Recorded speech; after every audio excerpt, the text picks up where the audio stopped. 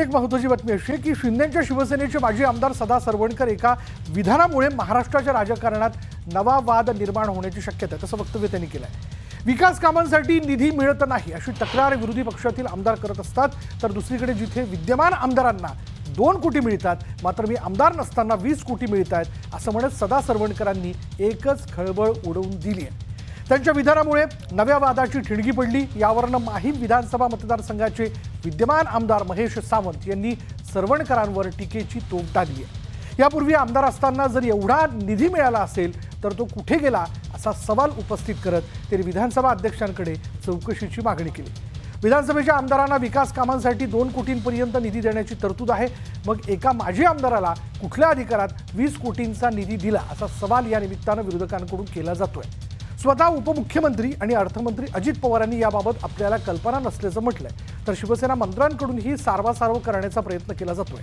खरं तर विकास कामांचा निधी हा विद्यमान लोकप्रतिनिधींना मिळत असतो. सद्यस्थितीत सदा सरवणकर हे आमदार नाहीत, त्यामुळे त्यांना जर खरंच 20 कोटींचा निधी मिळाला असेल तर तो कसा देण्यात आला, कोणत्या कामांमध्ये त्यांनी हा निधी वापरला, खरंच मतदारसंघात 20 कोटींची विकास कामं झाली का, असे अनेक सवाल यातून निर्माण होतात, ज्यांची उत्तरं सरवणकर आणि त्यांच्या पक्षाला तसंच सत्ताधाऱ्यांना द्यावी लागतील. पराभूत जरी असलं तरी सुद्धा आपलं जे नेतृत्व आहे म्हणजे फडणवीस साहेब म्हणा शिंदे साहेब असलेल्या आमदाराला 2 कोटी मिळाले तर मला नसताना सुद्धा 20 कोटी मिळतात.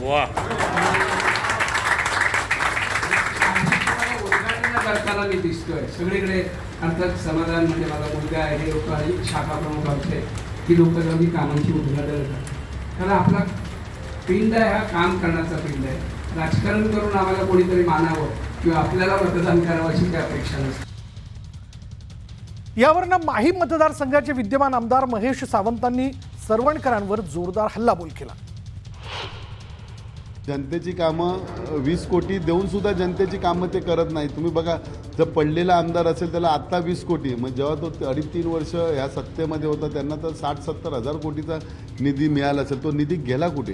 एवढा जर निधी आत्ता मिळत असेल तर तेव्हा नक्कीच मिळाला असेल. तो जर माहीम विभागाचा खरोखर यांनी जर विकास करायचा ठरवलं असतं तर प्रत्येक बिल्डिंगमध्ये म्हणजे जाताना सोन्याचा मुलामा लावला असता तरी निधी उरला असता.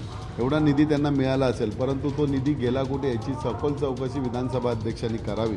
तो निधी अर्ध्यापेक्षा जास्त यांच्या खिशात गेला आहे, कारण इलेक्शनमध्ये एवढा पैसा त्यांनी विभागामध्ये पसरला होता.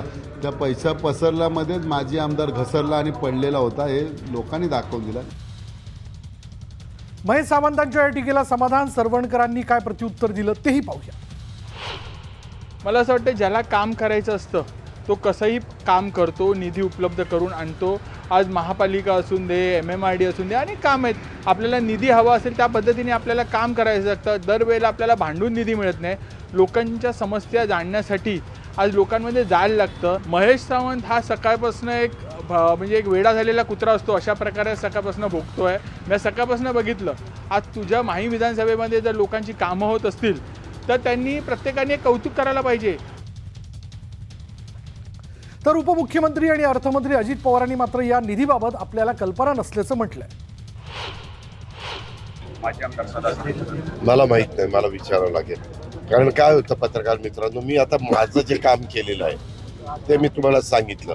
आता आपल्या महाराष्ट्रामध्ये इतके पक्ष, इतके नेते, आजी माजी पदाधिकारी, हा असं म्हणला तो तसं म्हणला, ज्याचं त्याचं ज्याला त्याला लाभ. मला माझी भूमिका. तर शिवसेनेच्या मंत्र्यांकडून मात्र या प्रकरणी सारवासारव करण्याचा प्रयत्न केला जातोय.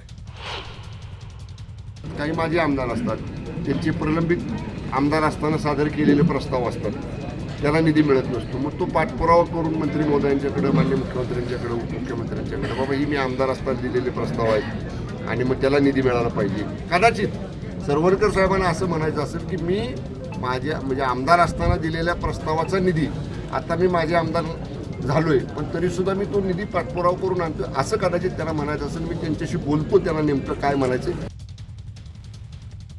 दरम्यान या प्रकरणावरनं काही सवाल उपस्थित होत आहेत, ते सवाल देखील आपण जाणून घेऊयात. बघा, काही प्रश्न आहेत, ते प्रश्न नेमके काय आहेत आपण जर पाहिलं तर आमचा पहिला प्रश्न आहे की माजी आमदाराला निधी देता येतो का, पहिला प्रश्न.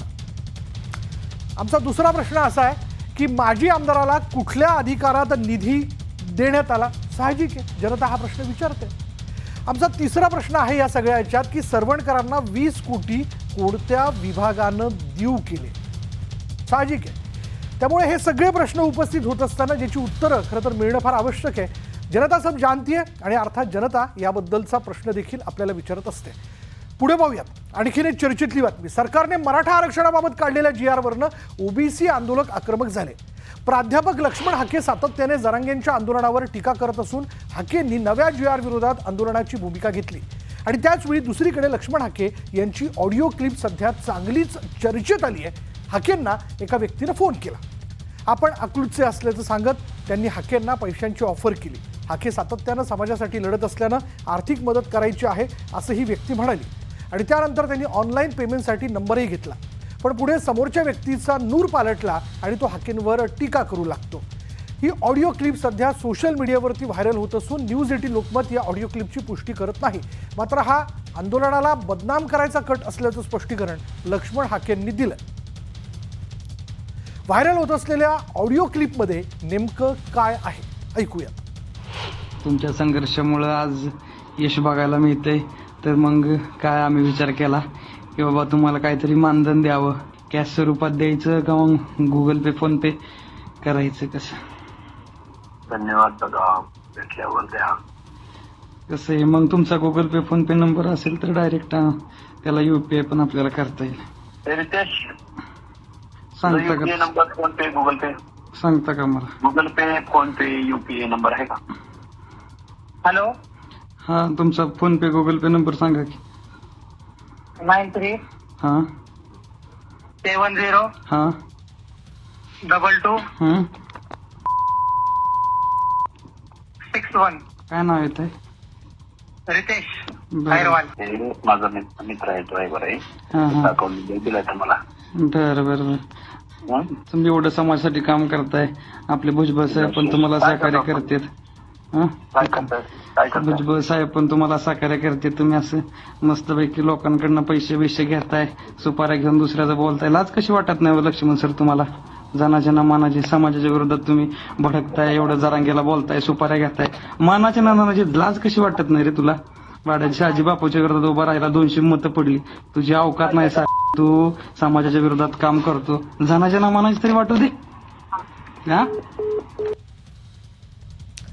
या ऑडिओ क्लिपवर लक्ष्मण हाकेंनी काय स्पष्टीकरण दिलंय पाहूयात.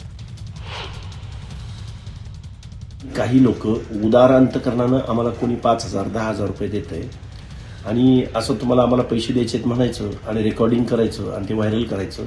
हा फक्त बदनामी आणि हे आंदोलन थांबवण्याचा हे कटकार असताना याच्या पलीकडे मी या व्हिडिओला जास्त किंमत देत नाही. कोण असेल याच्या पाठीमागे? तुम्हाला माहिती आहे ना, कित्येक दिवसापासून हल्ले होत आहेत, वेगवेगळे आरोप होत आहेत. माझ्या ओबीसी बांधवांना माझी हात जोडून विनंती आहे की ओबीसीचा आवाज उठवला, ओबीसीच्या आरक्षणाच्या बाजूने बोललो म्हणून हा जर बदनामीचं किंवा षड्यंत्र असेल तर याला लक्ष्मण हाके घाबरणारा नाही, थांबणारा नाही. ओबीसीची चळवळ मोठ्या नेटानं या महाराष्ट्रामध्ये उभी राहील.